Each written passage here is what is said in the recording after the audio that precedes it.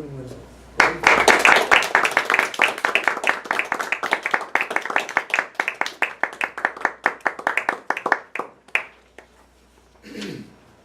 Thank you, Mr. Toastmaster and fellow Toastmasters, for this opportunity to work on my innovative planning skills with you today. Roommates. My parents thought my sisters and I needed our own rooms growing up, and we got it. It wasn't until I was 18 years old that I had a roommate for the first time, and in fact I had two roommates. They both had shaved heads. They looked pretty similar to me, and we all had very similar belongings that fit conveniently into two green duffel bags. Jay and Mike and I shared a room the first summer in the Army. Sam followed shortly thereafter with his smelly shoes and pretty big heart. And then Jeff followed shortly after him. He definitely got into trouble a lot. He would throw themed parties in our dormitory room. And this was only the tip of the iceberg. Some of the notables throughout my roommate career have been Sean, a guy just junior to me who told me that he had never done laundry before, and he also told me that he had never been to the grocery store by himself before. My next roommate was Rudy. We lived together in a room and shared bunk beds. He told me that he had to have all the lights on in the room when he shined his shoes, which he normally did at 11 o'clock at night. So we had some issues there. Sam was the worst driver that I have ever met, and on the very few occasions where I was forced to ride with him, I remember riding to work and looking over as we were coming on to the main road headed to work.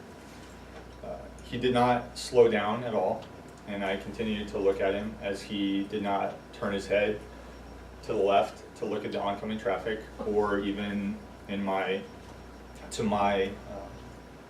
as far as I could tell, he did not even glance into the rear view mirrors.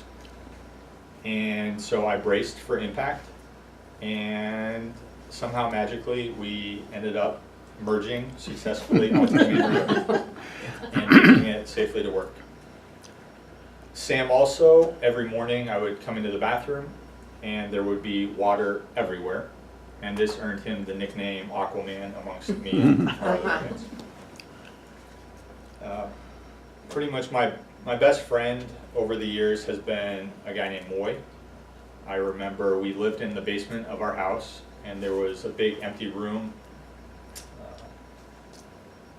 that was just outside of our bedrooms, with a toilet for some reason by itself. And I remember one night him coming down and throwing up and asking me for help, and I stuck my head out of the room and asked him if he wanted me to hold his hair. And that probably wasn't the kindest or most caring of response, but it was definitely memorable.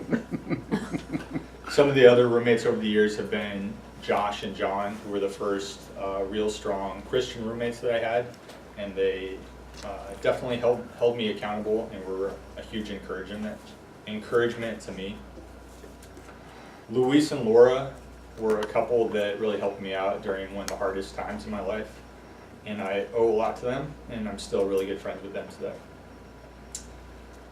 My wife and my daughter have also been incredibly influential roommates in my life, and I owe a lot to them, and I'll get back to them in a second. So adding all these roommates up, I had a rough estimate of maybe 30 roommates that I've had over the years.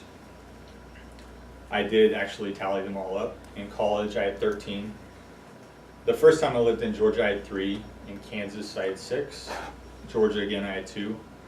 North Carolina, I had 3. Washington State, I had 10.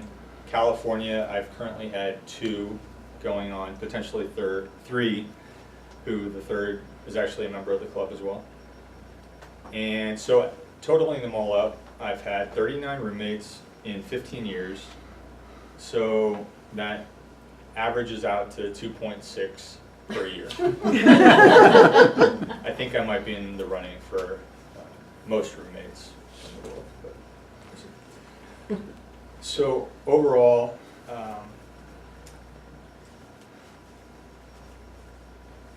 it's been incredibly impactful living with all these people over the years. They've had a huge influence on my life. I've gotten to see a lot of extreme behavior, and they've probably also gotten to see some extreme behavior from me.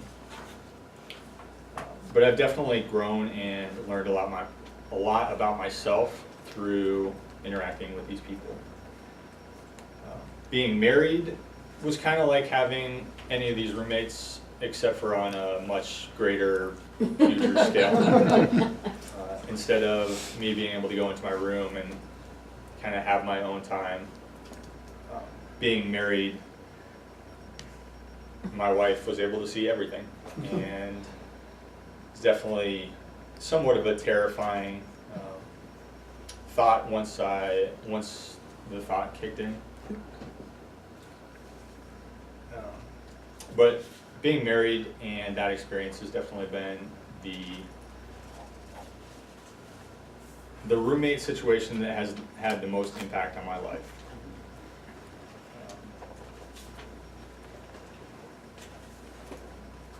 As far as all the other roommates that I've had, they've all become great lifelong friends, and I know that if I was to meet up with them again, we would definitely pick up right back off where we left off.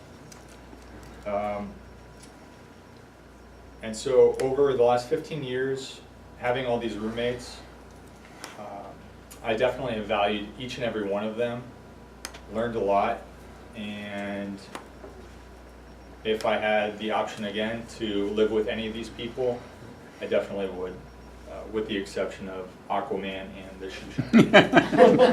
Thank you.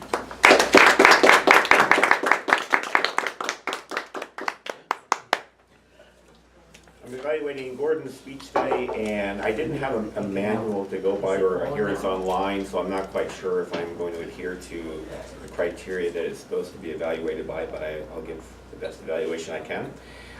Several of the positive points of Gordon's speech, I thought, it seemed to be largely memorized. I noticed you were glancing, I think maybe you had some notes, but for the most part you were able to speak without adhering too much to a script, which is always a good thing to do.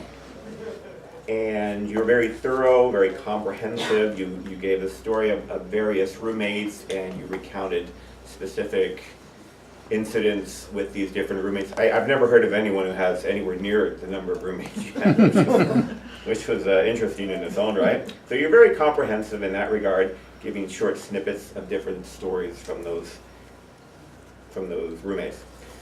And you used humor, which is always appreciated. Humor is great if you can do it in a speech. Humor works or it doesn't work. You don't really get a second shot, you know. It's not like a song. If you sing a song, you mess up, you could sing it again. But humor, it either works the first time or it doesn't. I thought your speech showed some humor, which was good. A few things you might want to work on. Your hand gestures often were out front, which is good. Sometimes you placed your hands kind of on your hips, I think like this or something like this. I would say keep your hand gestures out front, which you did most of the time. You might also be conscious of lip smacks. The yaw counter doesn't ding the bell during prepared speeches, but lip smacks for you is something to work on. I noticed you used the word "so" a lot. Small thing, but something that an yaw counter would ding if you were making a 2-minute, or rather a table topic speech. I'll get it. And I thought you might use a little more intonation to show emotion, to show this happened, my roommate was shining his shoes at 11 at night. Something to just add a little more excitement. The story itself was fine, just inject a little more emotion, I think that would help. But overall, quite well done. I thought it was easy to follow. It retained the interest of the audience. So the remarks I made about your speech are really very minor, very easy to correct, nothing serious, which is good. that concludes my evaluation. Thank you very much.